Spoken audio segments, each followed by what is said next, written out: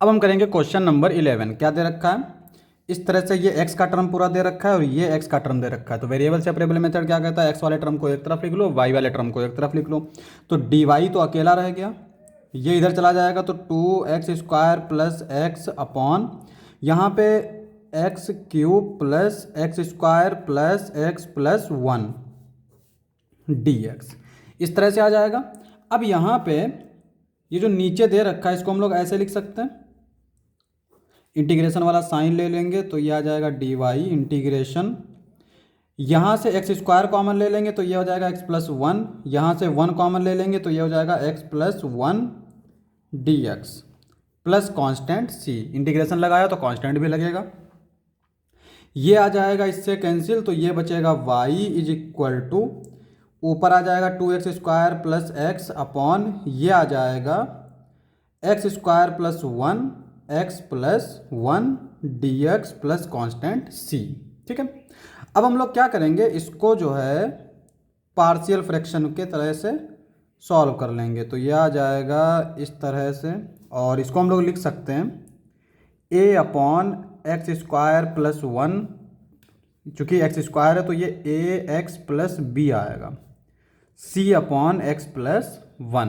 ठीक है, ये हो जाएगा 2x² x ax plus b, इसको इससे मल्टीप्लाई कर देंगे तो ये x प्लस 1 आ जाएगा, प्लस c इसको इससे मल्टीप्लाई कर देंगे तो x² प्लस 1।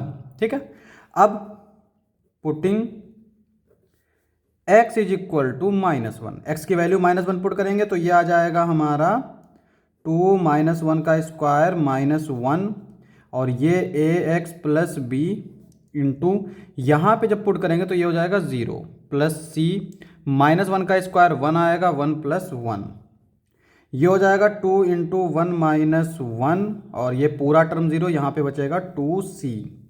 तो ये आ जाएगा basically c is equal to 2 में से 1 गया 1, तो ये आ जाएगा 1/2। तो c की वैल्यू मिल गई 1/2। अब हम लोग क्या कर सकते हैं, x² के कॉफिशिएंट को कंपेयर करेंगे तो कंपेयरिंग कॉफिशिएंट ऑफ x²। ठीक है, तो x² के कॉफिशिएंट कौन कौन से होंगे, इधर तो होगा a और c, इधर होगा 2, तो ये बेसिकली आ जाएगा a plus c is equal to 2। अब हमें c की वैल्यू तो पता है तो यहाँ से a की निकल आएगी, अब b की चाहिए, तो b के लिए हम लोग क्या कंपेयर कर सकते हैं, x के टर्म को। तो x के टर्म को जब हम कंपेयर करेंगे, या कांस्टेंट कंपेयर कर सकते हैं क्योंकि यहाँ पे कांस्टेंट इधर 0 है तो थोड़ा आसान हो जाएगा, comparing coefficient of x² and constant. तो एक तो हो गया a plus c is equal to 2, दूसरा आएगा हमारा b plus c is equal to 0, क्योंकि इधर कांस्टेंट 0 है। अब a की वैल्यू यहाँ से निकाल लो, यह आएगा 2 माइनस c, यानी कि आ जाएगा ये 3/2, 2 माइनस 1/2 यानी 2 दूनी 4 में से 1 गया 3। ठीक है, और b आ जाएगा हमारा -c यानी -1/2। तो ये जो है ये हमारा किस टाइप का हो जाएगा, यहाँ पे लिख लेते हैं इंटीग्रेशन।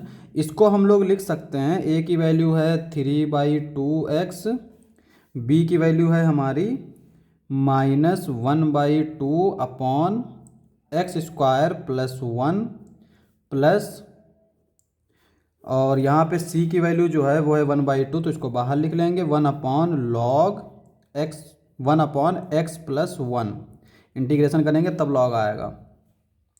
अब यहाँ पे इसको हम लोग कैसे लिख सकते हैं, 3/2 को बाहर लिख लो तो ये आ जाएगा x अपॉन x² प्लस 1, और ये -1/2 integration 1/x² plus 1 dx plus 1/2 integration 1/x plus 1 dx plus constant c। अब यहाँ पे अगर हम देखें, इसका डिफरेंशियल करेंगे, नीचे को अगर हम t माने तो इसका जब डिफरेंशियल करेंगे तो 2x आएगा, और यहाँ पे है x, तो इसका मतलब एक 2 हमें चाहिए, तो 2 से नीचे मल्टीप्लाई कर देंगे, 2 से ऊपर मल्टीप्लाई कर देंगे, तो अब ये 2x हो गया। तो इसका मतलब x² प्लस 1 को अगर हम t मानेंगे तो वो डिफरेंशियल करने पर 2x dx के साथ चला जाएगा तो 1/t आ जाएगा। तो बेसिकली ये जो आएगा ये आएगा 3/4 log x square plus 1 minus 1/2 ये आएगा tan inverse x plus 1/2 log x plus 1 plus constant c।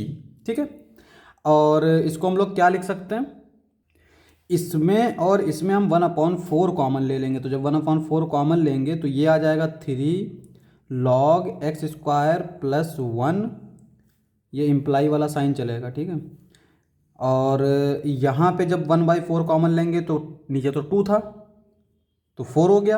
अब अगर नीचे 2 से मल्टीप्लाई किया तो ऊपर भी करेंगे तो ये बचेगा प्लस का 2 log x प्लस 1 का minus 1/2 tan inverse x plus constant c।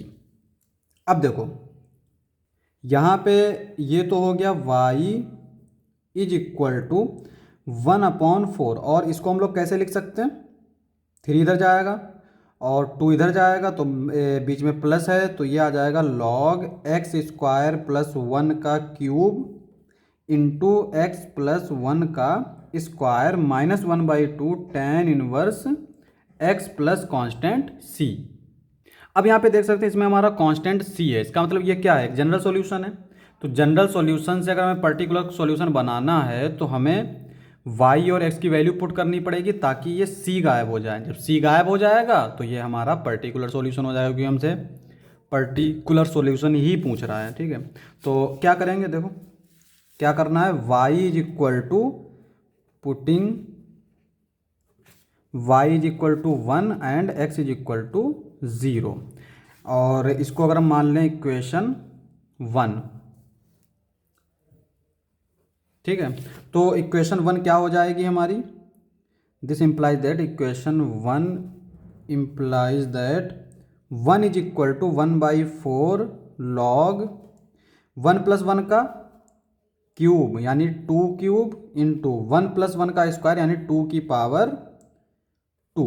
ठीक है, माइनस 1/2 और x है हमारा, यहाँ पे हमने एक चीज़ गड़बड़ कर दी क्योंकि x की वैल्यू 0 है और हमने 1 पुट कर दी। तो ये जो है ये आएगा 1 is equal to 1/4 log 1 plus 1 sorry 0 plus 1, फिर ये 0 प्लस 1, 1 इंटू 1 यानी कि टोटल 1 ही आएगा, minus 1/2 tan inverse 1, tan inverse 1 sorry फिर tan इनवर्स n यानी tan इनवर्स 0 ये आएगा। ठीक है, प्लस कांस्टेंट c, x की जगह पर 0 पुट कर रहे हैं, y की जगह पर 1 पुट किया तो ये आ जाएगा 1 is equal to 1/4 into 0 minus 1/2 into 0 plus c। This implies that c is equal to 1। इसका मतलब कांस्टेंट क्या हो गया, 1। देन पर्टिकुलर सॉल्यूशन क्या आ जाएगा, y is equal to 1/4 log यानी जो कुछ था वो तो वैसे ही रहेगा, बस c की जगह पर 1 आ जाएगा, 1 प्लस एक्स स्क्वायर का क्यूब 1 प्लस एक्स का whole square minus 1/2 tan inverse x plus 1, ये हमारा आंसर हो जाएगा।